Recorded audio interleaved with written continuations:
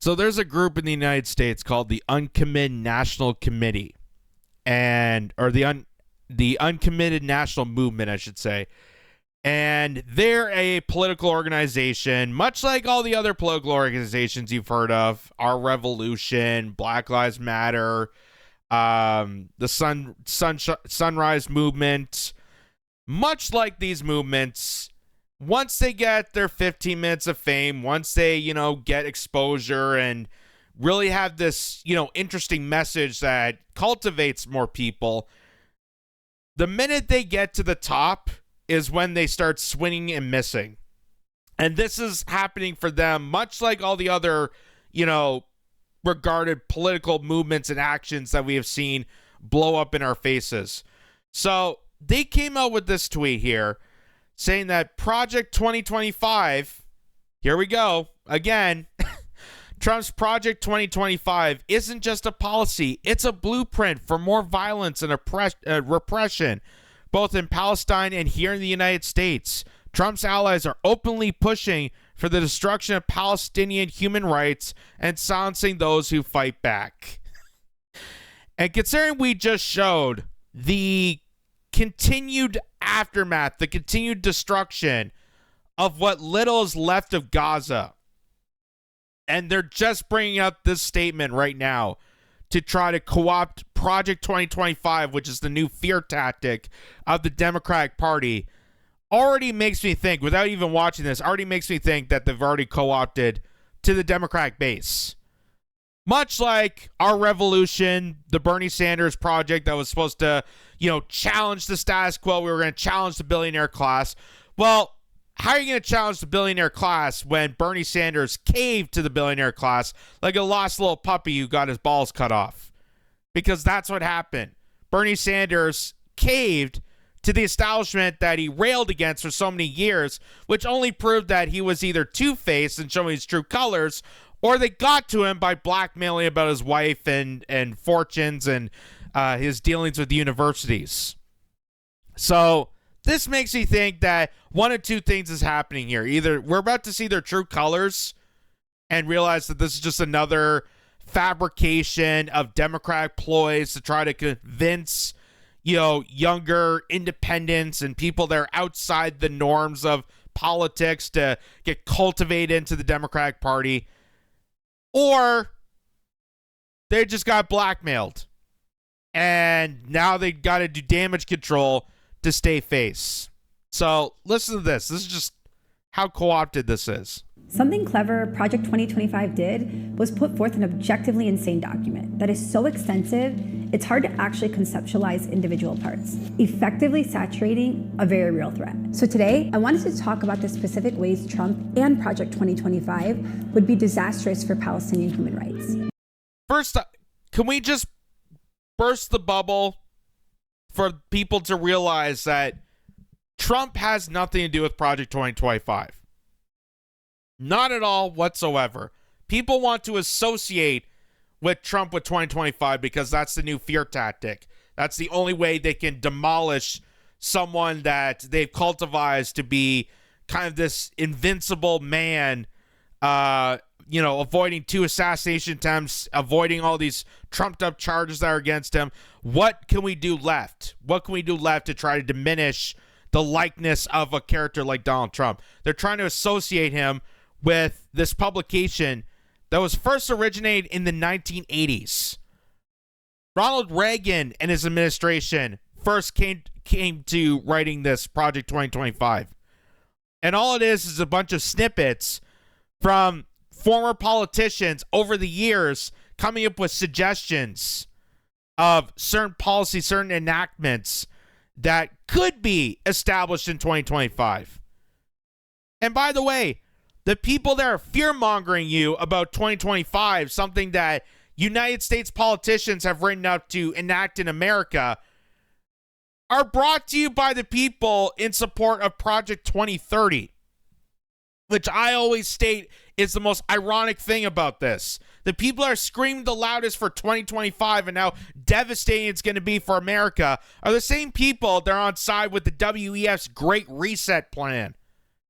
That you'll own nothing, that you'll eat bugs, that you'll have to surrender your will, surrender your sovereignty. No nations will exist under the realms of the good guys of the WEF, the World Economic Forum.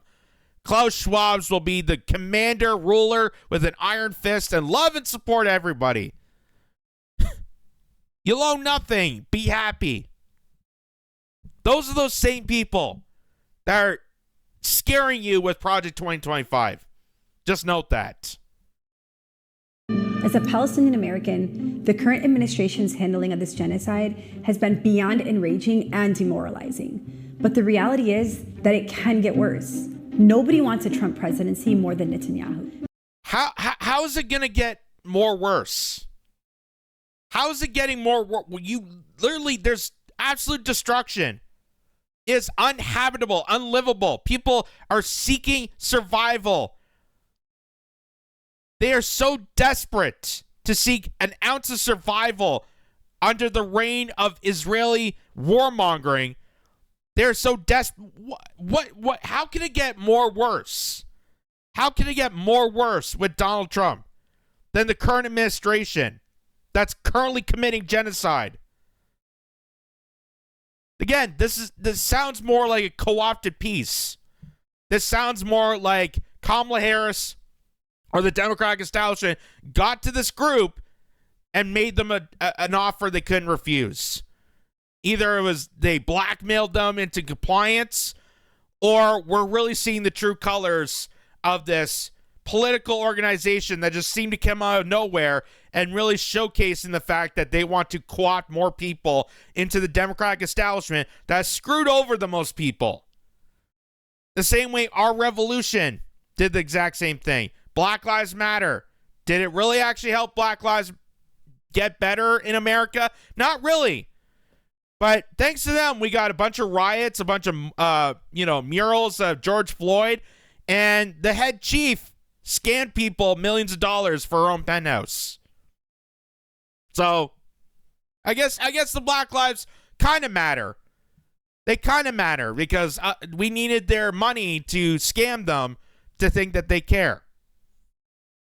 Because that is his ticket to wiping Palestine off the map. Under Trump, U.S. foreign policy took a sharp turn that prioritized Israel's hardline right-wing agenda. During his administration, Trump moved the U.S. Embassy to Jerusalem, recognized Israeli sovereignty over the Golan Heights, and proposed a Middle East plan that effectively dismantled any pathway to Palestinian self-determination. Again, as opposed to the current administration that's already doing this. They're already doing this. Go look at an AIPAC lobby. Go look at when they do those big giant events for the AIPAC lobby and see the amount of both Democrats and Republicans that are all mushed together for aiding this genocide. Lindsey Graham's support of this. Chuck Schumer is in support of this. Nancy Pelosi is in support of this. In ways, AOC is even supportive of this. She could say the right words and cry boo-hoo and give the crocodile tears about Palestine, but she still kisses up to the Democratic establishment that's aiding this genocide because they got her, because they plagued her, because of what's the same thing that's happening here. They're co-opting people by thinking that Trump is going to be the most disastrous one on Israel, which is no different than the Democrats' disastrous plan of Israel and the Middle East. And both sides of the same coin, but you got to vote Democrat. You got to vote Democrat. Why? Because, oh my God, Trump moved the embassy to Jerusalem and claimed it the capital. That's apparently the worst thing out of all this. Out of all the destruction, out of all the disparity, after all the bloodshed, after the billions of dollars, the slush fund, the money laundering that goes in to manufacture consent on wiping out an entire population. The worst thing is that Donald Trump claimed Jerusalem as the capital city. That's apparently the worst thing. As opposed to, Joe Biden and Kamala Harris sending more and more money to Israel for more bloodshed. Like, Jesus effing Christ. Can it not be more obvious that you are just co-opting, you're manufacturing consent for people to go towards the Democratic Party. This is just so blatantly biased and obvious. It's so pathetic. But what's coming next, under Project 2025, is even more dangerous.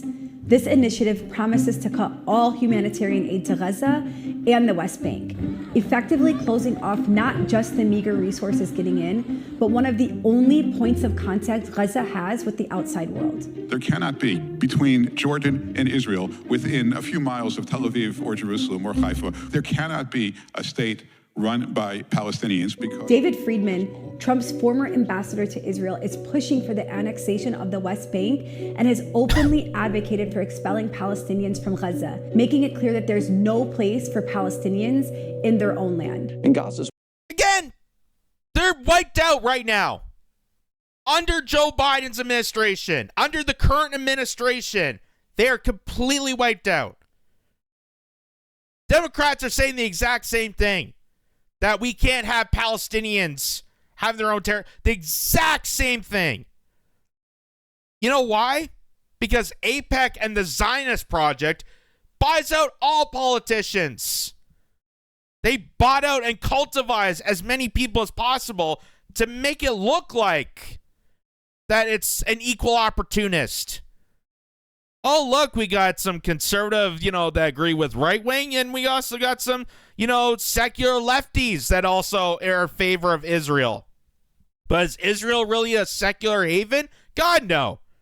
Not if you don't read the laws. If you don't actually understand the laws of Israel and exactly how these people live. No, it definitely is a secular place. It's the only democracy in the Middle East. As we wiped out every other democracy surrounding Israel. It's almost like we need this area as a permanent fixture to our military occupation. It's almost like we need Israel to remain in Palestine and take over and dominate the Middle East so we can dominate over other territories and have global control of that region. It's almost like that's how Zionism came to be. It's almost like that is the formation of Israel. But I can't go too deep into that because, that apparently is anti-Semitic. We can't have discussions. You just got to believe. You got to believe. You just got to full force be with the bloodshed because it's some sort of prophecy that some guy that we don't know about told us. Repeatedly, over and over again. Again, can it be more obvious to show that this is nothing more than a biased assumption attempt to try to swing people to the Democratic Party, the same Democratic Party that's currently annihilating Gaza? Well, under Trump, it's going to get worse for the Gazans. The Gazans have nowhere to go right now. Trump's not in power. They have nowhere to go. So where's your anger and disgust for the Democratic establishment? It's the same. It's two sides of the same goddamn coin. Waterfront property. It could be very valuable to... Jared Kushner has echoed these sentiments, suggesting Gaza could be turned into a valuable waterfront property if Palestinians are forcibly relocated, proposing the entire population be moved to the Negev desert, allowing Israel... Again, Democrats say the exact same thing. Democrats, the whole reason for Ukraine is that they want BlackRock to intervene into Ukraine and build this kind of technocratic utopia. That's what they're hoping for. They're hoping to annihilate the territory of Ukraine and parts of Russia so they can break it up and sell it off to these hedge fund billionaires and places like BlackRock, State Street, and Vanguard to make these technocratic utopia societies. So we live in 15-minute villages for the peasants to be controlled by robots and AI. That's what they're hoping for. They will never tell you that personally, but that's what they're hoping for. It seems to me that the Democrats and Republicans are the exact same people. The only thing is Democrats have some sort of secrecy. At least Republicans are upfront and honest about it. At least Jared Kushner is upfront and honest by saying, yeah, there's real estate there. But Democrats are saying the exact same thing, folks. The exact same thing. And the fact that you're trying to align this to Project 2025 and how you can't vote for Trump because it's going to be even worse. No, you're already at a worse situation now. So trying to conflate the two is just absolutely awful and stupid and ridiculous. Shows what frauds you are. Israel to finish the job. These policies signal a future where Israeli expansion is no longer just tolerated by the US, but it's encouraged. And once back in the White House, he will also keep his promise to help Israel win the current war without worrying about what the rest of the world might think. Trump's top donor, Miriam Adelson, has pledged over $100 million to support his return to office, praising his past actions and pushing for even more aggressive pro-Israel policies. She's made it clear that Trump is viewed by Israel's right wing as a savior figure who will deliver on their most extreme goals, including massively expanding settlements. But the threat doesn't just stop overseas. Here at home, So then my question would be, why are you not criticizing people like the Adelsons? Why are you not attacking the hedge funders and the lobby firms? And why are you not attacking that? What does any of this have to do with Project 2025 when clearly you can go and follow the money, follow the criticism towards who's actually funding this? But they're never going to mention that. They're never going to mention AIPAC. They're never going to mention the Adelsons. They're not going to mention the horrificness of BlackRock and Vanguard that's also playing to pay for this war.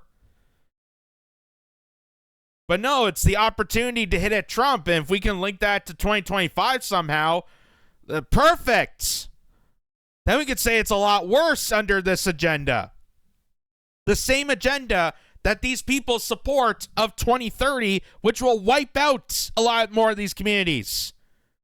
Turn them into these technocratic, feudalist societies so they can gain more control, so they can surveil, so they can track every single movement like we're a bunch of farm animals.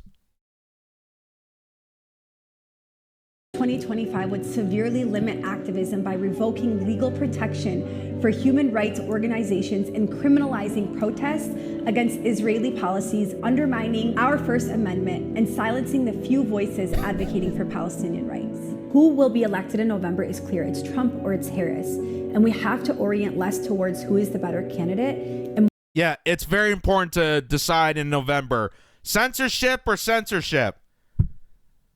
Which foot do you want cracking the heads of people protesting, exercising their rights?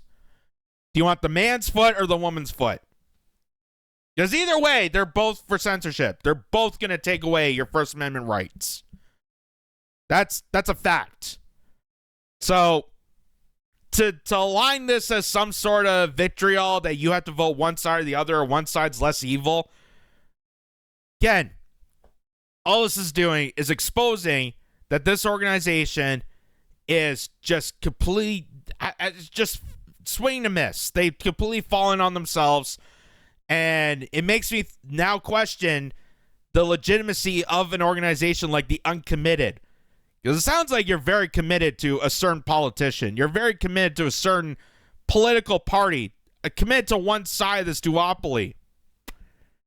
It seems very, very obvious, but to someone like her who's, probably got the production check to say these words, it's not obvious to them. They think that it's really this horrible agenda, this Project 2025 that was written in the 80s by the Heritage Foundation, the same people that brought to you Obamacare, and somehow that's going to be even worse for Palestinians and Americans, even though right now is the worst time for Palestinians and Americans under the current administration. And Kamala Harris proudly admits on The View that nothing's going to change. Nothing's going to change. So you're making yourself look like an absolute dupe, exposing your true colors and your true content of co-opting with the Democratic establishment. Because here's what's happening right now, folks. This is breaking. Israel bombs the tents of displaced families and burns them alive at Al-Qaza Matris Hospital courtyard in central Gaza Strip. I can't show you the footage because that YouTube will have a heyday if I show you the amount of damage and how horrific this is. But I just want to show people that this is happening right now. This is happening under Kamala Harris and Joe Biden. And they want to tell you that, oh, it's coming up with Project 2025. It's Trump that wants this to pass. It's going to be worse for Palestinians. I don't know how worse it can get when you're burnt alive as a civilian. Burnt alive at a hospital with no discretion of why they did it. And they're just going to keep on going with this. Biden signs law securing billions in U.S. aid for Ukraine and Israel. Despite outcry over abuses in Gaza war, U.S. President stresses that his commitment to Israel's security is ironclad. Boy, it sounds like Joe Biden is under the same trench as Project 2025. It's almost like it's not a Trump thing. It's just a regular deep state cultivation. It sounds like every bullshit theory I've heard from establishment tropes to try to sway and manipulate people's perspective of things. Hey, if you do this, then you're going to go down this rabbit hole. If you do this, you're going to go down here. Hey, if you do, don't read into it. Don't look at Project 2025 yourself. Don't look into any research because you don't want to go down that rabbit hole. You don't want to listen to a bunch of nefarious ghouls on the internet, you know, doing a shoestring budget podcast in their basement in Canada. You don't want to listen to people like that. Because what would I know? What would I know? Just applying facts to other arguments and making a statement that they're all just a bunch of nefarious liars. Pointing out the obvious. So, congratulations, Uncommitted movement. You really committed to being a biased dupe for the Democratic establishment, because that's what it was. If you really did care about Palestine, you really cared about this war in Gaza, you'd be calling out the entire system. You'd be calling out AIPAC directly. You'd be saying how this is all manufactured. None of these people actually do care about any of this. But they think that this is some sort of political game that, hey, genocide can work in favor of political discourse so we can win a population to get a vote. Like, they're abusing people for their own political gain. And that's just disgusting. That's awful. And you think organizations like the Uncommitted would do something about it. But it turns out, much like the Sunrise Movement with climate change, much like Black Lives Matter, much like Our Revolution, much like any other political organizations, once they get their moment in the sun, they completely fall on their face and expose their true intent and true colors of being doo-wops and being ploys for the establishment. Because why else would the Uncommitted national movement still be around and not being silenced out? That kind of be an obvious sign that they're not, silenced out. They're not, being forced out of Twitter. They're not being forced out of social media platforms that, the FBI hasn't raided the leader's home. And now this. So I guess your tent is, out in the open. And I hope that Trump isn't going to do worse things than Joe Biden. Because I can think of no worse thing than being burnt alive at a hospital for just for kicks, so that Israel can control more of Gaza.